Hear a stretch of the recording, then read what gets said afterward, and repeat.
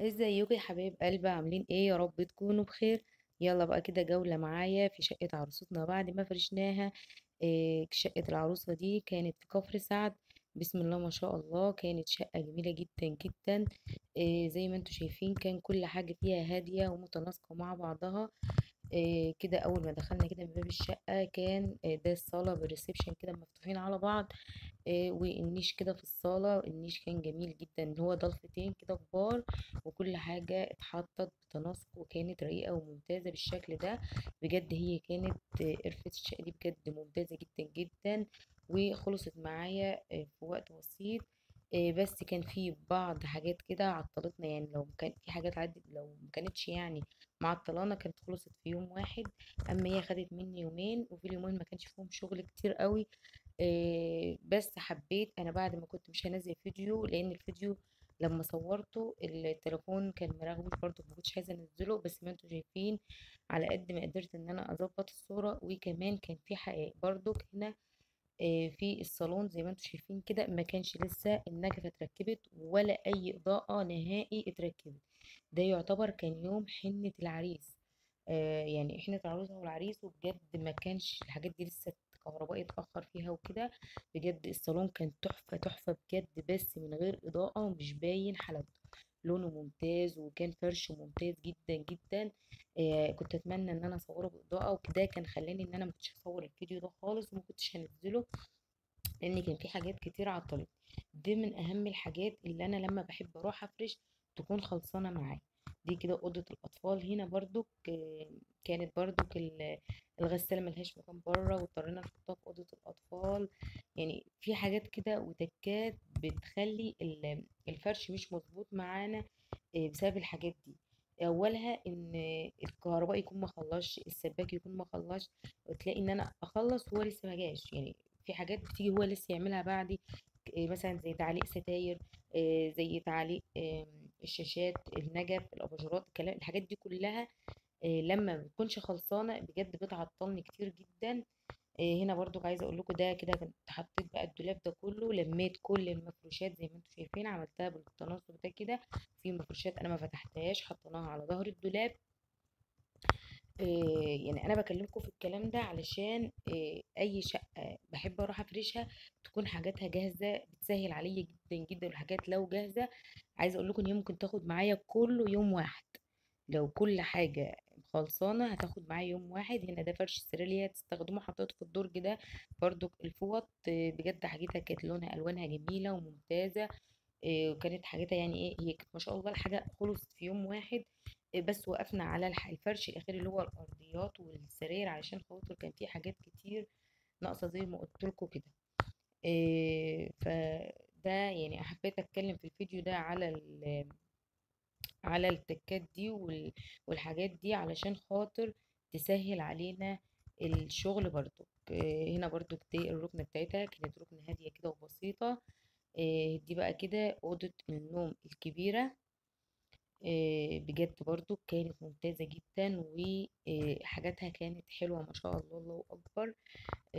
يعني سهلة كده وبسيطة. عملت لها بس كده، ما عملتلهاش شغل كتير على السرير ولا أي حاجة. يا دوبك بس حطيت لها البوكيه بتاعها ده كده، وال البتاع البجايتين دولت، ونظمت لها الدولاب يعني.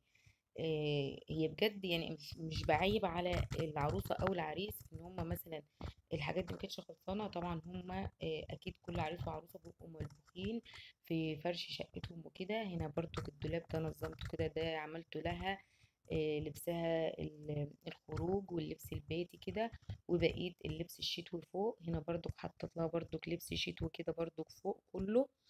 نظمناه كده في الرف اللي فوق، وسيبنا بقى الجزء ده كده للعريس، حطينا فيه حاجات برضو للعريس وهم كانوا لسه هيكملوا. عايزه اقول لكم برضو معلش انا بتوهكم يعني، في كلام ببقى مضطره انا اقوله عن الشقه وكده. بس هرجع اقول لكم برضو ان انا بعذر العريس والعروسه ان هم بيبقوا ملبوخين برضو في الحاجات دي. بس برضو يعني كل ما امكن ان الحاجات دي تكون خلصانه بتسهل علينا في الفرش. وبنفس الوقت علشان مش بعد ما نفرش يجي كهربائي او سباك ويعكعك يعني، يبدأ يعمل بالشنيور، يوقع تراب، كلام من ده بيبوظ الدنيا بعد ما بنفرش. فانا ببقى مش مسؤوله عن انا بعد ما بخلص فرش حد تاني يدخل ورايا يعمل اي حاجه. دي بتكون مش مسؤوليتي خالص، لان انا ببقى قايله لهم ان كل حاجه تبقى جاهزه، فلما ما بتتعملش خلاص بخلي مسؤوليتي من الناحيه دي. هنا بقى كده دخلنا المطبخ. الطرقه ما شاء الله كانت كبيره، حطوا فيها الغساله الفوق اوتوماتيك والفليزر، لان المطبخ ما كانش كبير قوي. هنا المطبخ برضو كان المفروض القطعة اللي هو عملها بالطول دي دارت على البوتاجاز، والحاجة جوه كانت مامة العروسة عايزاها بره في الطرقة، داخلة كده لغاية المطبخ، لأن هي الطرقة تبع المطبخ، فكانت عايزاها فيها لأن كانت نظام نيش كده بالشكل ده. فهو بقى ما كانش فاهم ان مامتها عايزة تعمل كده، فاشتغل على الوضع ده، فطبعا ضيقت كده دخلت المطبخ، آه، ودارت جوه على البوتاجاز وعلى بقية المطبخ. بس بجد المطبخ كان خامته جميلة جدا وممتاز. هنا بقى في الضلفة بتاعي اللي يعتبر زي النيش دي، كان عاملاها تحتها أدراج لمينا فيها كل الحاجات اللي هي الفرداني الصغيرة وكده. زي ما انتوا شايفين الرخامة اللي جنبها كانت صغيرة جدا، ما خدتش حاجات كتير، فكان مامتها عايزاها من بداية الطرقة عشان تبقى الرخامة كبيرة.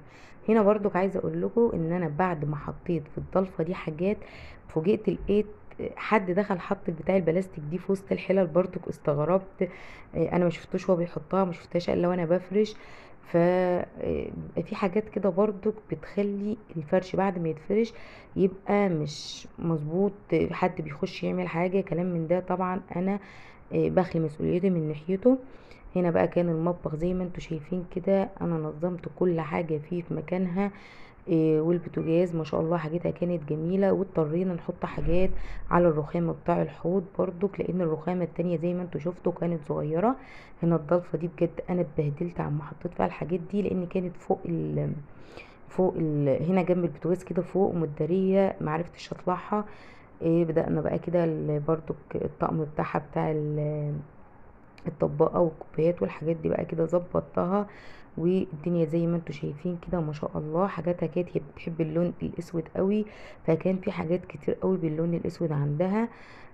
ما شاء الله الله اكبر. هنا برضك لما نلع الاطقم الالمونيا كده وظبطنا الدنيا على قد ما قدرنا.